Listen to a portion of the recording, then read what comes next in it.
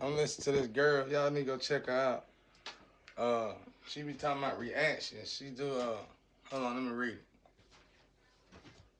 She got she's doing reactions to her, behind that suit. UGK murder lyrics, lyrical breakdown reaction. I ain't finished it yet, but she was talking about what era the song was made in and stuff like that. Y'all need to go check out the. I mean, it's straight. I ain't finished it, but this is what I want to say about it. She was like, so far she like, he pretty much telling you why he did this. And he's selling dope, and they talking to them. You know how that song go. So, but here's the thing, sweetheart. This is what he's trying to say. He's trying to tell you what we back in those times.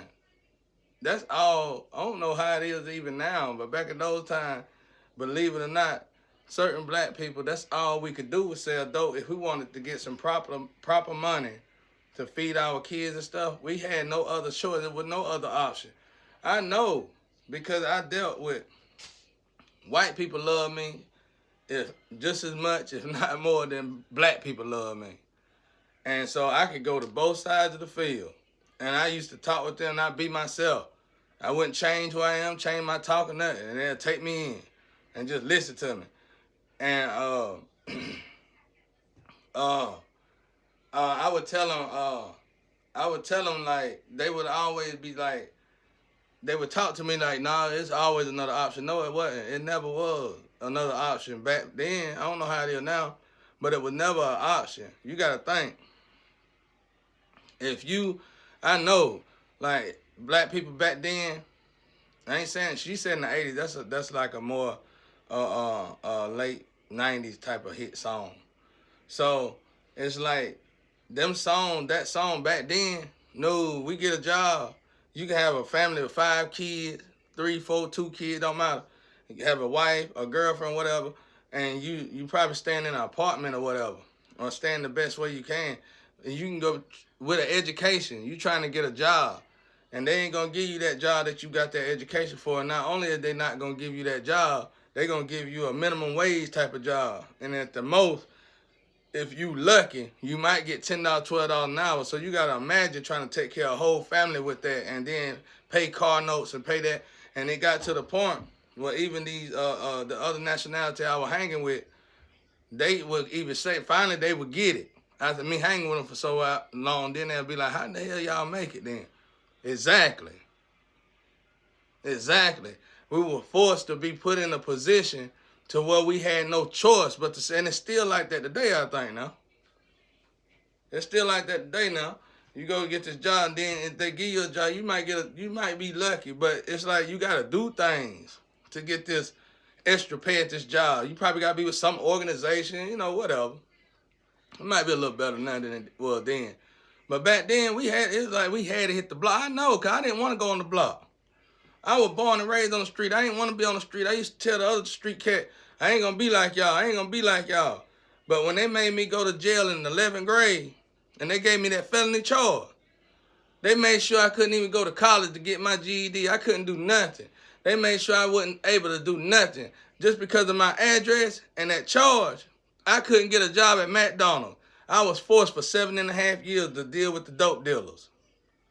I was forced to do that. But even though I was already out there at 12 years old, I kind of knew already the game because I was born on the street. But still, I'm from the streets. But still, it's the fact that I didn't want to be on the streets. And I worked my ass off to keep from being on the streets. And then all of a sudden, I was wrongfully accused for something. Which, by the way, the girl that wrongfully accused me was fine. They were twins. And her brother got me messed up with this situation with my son now. I'm 40. I ain't been in school in a long time. And in high school, in 11th grade, one of his sisters, he had twins. And he got and it's 3 sisters, but it's 2 twins. They all were fine. And I think the mama fine too. And hey, your mama fine too, dawg. And I seen your mama somewhere. But anyway, that's another story. But like I was saying, the girl wrongfully accused me. It wasn't me that did the crime. It was like a race war that went on the bus that day. And my brother way more ruthless than I was, and he broke up some stuff. And they blamed me. But I wasn't no rat. My brother dead and gone now. But I wasn't no rat. I went on ahead and took the case. Took the charge.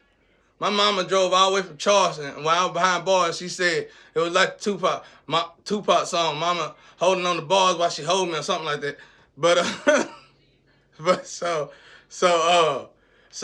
Mama came all the way from Charleston. She said N-word.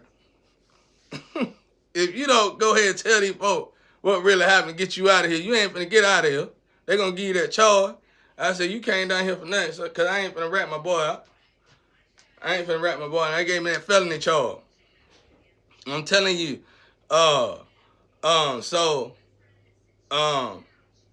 when they put me in that situation, by that time, it's the late 90s, early, mid-90s. And that song was jumping. I think that song was hot back in 2000 something, but I'm gonna just say me in 98 or something. But anyway, what happened? But anyway, I had to say I ain't had no choice. And see, I don't know if you know something about it, sweetheart, but you gotta understand something, especially since us whites and blacks trying to get on a balanced scale. Understand something. By law, if you ain't dead, if you black and you ain't dead by 21, you gotta at least have a felony charge. You better go research it. Y'all should be feeling sorry for us to be trying to give us stuff at this moment, at this point, because the stuff that was taken from us and the so-called war you looking for obviously ain't gonna happen. Obviously ain't gonna happen, and if it was gonna happen, it damn sure would have happened in coronavirus season, because everybody can legally wear a mask. If it didn't happen then, it's not gonna happen. So y'all should be forgiving these people. I mean, y'all should be thanking these people for not looking up on you because of the fact of all what we went through in slavery and all what we went through, all this, and then you got all these stipulations, the red tapes in the way just because our skin color, we can't get a good job. Okay? Then we got to fix all that. Everybody want Jesus Christ to come. Well, let's clean this up so Jesus Christ can come. Because this is wickedly too evil. Too disgusting. And I know my father, he don't like to walk in disgusting stuff. Let's say the queen of darkness stole his Nikes. And this guy, he stole his Nike. And guy gonna be like, and she went right back there to the dark. She knew exactly where to go take them Nike shoes at. These heavenly Nikes. Ain't nobody got Nikes like these.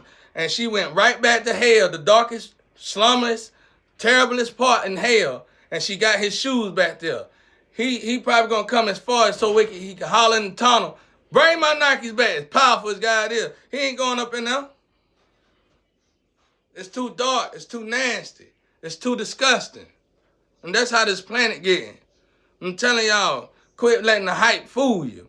We had 12 years old, about 12, 13, 14 years old back then, you better have been learning about the street if you wanted any kind of money. It's just so well hidden and pushed back. And like I said, the white friends that I had, they didn't believe it until because when they took me in, they really took me in, and they had to deal with me, and they knew when they came to the block, they were safe. So they made sure I was safe when I went on their side. And they realized after me hanging with them for so long, they realized what I was saying was the truth. And they felt sorry for me. They were like, man, how in the hell have y'all been making it? And these were racists. I'm talking about some that have stuff tattooed on their body and stuff. All kind of stuff. You know what I'm saying? On the rebel flags everywhere. It's like you just walk into a rebel flag. A house made of rebel flags. And they even, they were like, my God, how the hell y'all been made? We ain't. We had to hustle. You were put in a position where you had to hustle. You ain't got no choice. And when they hit you with that felony charge, you can't get no job. No choice right there. And that's why when they kept trying to tell me, the people that I was hanging with, they were like, oh, it's a choice. You got a choice. No, it's no choice. And when they found out it wasn't no choice, they was amazed. So that song, he basically telling you what we had to do, what he had to do in that era of time to get money. Because it was impossible. Even if you had a good education, it was impossible for a good black. Everybody black don't look like they got a tie and got the nice haircut. Everybody don't have that. But some of these people that don't have all that is better than the ones that have all that. And they just refuse to have all that because they want to They want people to accept them for themselves. You shouldn't have to change your whole atmosphere, your whole air, your whole way of the way you look just to get a job. I did that one time. Put the suit. I spent all my money on these clothes, suit, and shoes and stuff. And I went and got a job. I thought I went to 100 jobs, I couldn't get a job. And by that time, I got tired of the suit. I got tired of the shoes. I got tired of all that. And my hair, I just dreaded it up. And I went in there looking like, who done it, who did it, and why. And boom, they gave me a job. So, you know what I'm saying? So that's why it's like it's just too corrupt. Now, I don't know how it is now, but that's how it was back then. So you had the hustle, the little check that they give you, the little money that they give you just wasn't worth it. It wasn't worth it. The little money they give you just wasn't worth it. So that's what I'm trying to say. So that's what he trying to say. It's like that's just what we had to do. We didn't want to do it. The same people that would tear up the blocks back then would go around and try to clean up the block. We didn't want to do it, but it was like, what else, how else you going to get money? We were left literally with no option. And the same thing really happened again when they took the streets away. Because the only reason why we was on the streets in the first place is because we couldn't find no money. I mean, we humans like anybody else. We got to have kids. We're going to have a family. We need money to support all that. We wasn't getting it. And still really probably ain't. Because if we was, it wouldn't be these triangles. And it wouldn't be these little gimmicks. And it wouldn't be these sacrificial Hunger Games experiments where people getting paid. Well, you only want to pay us to kill each other. So that's my philosophy on it. But I like your show.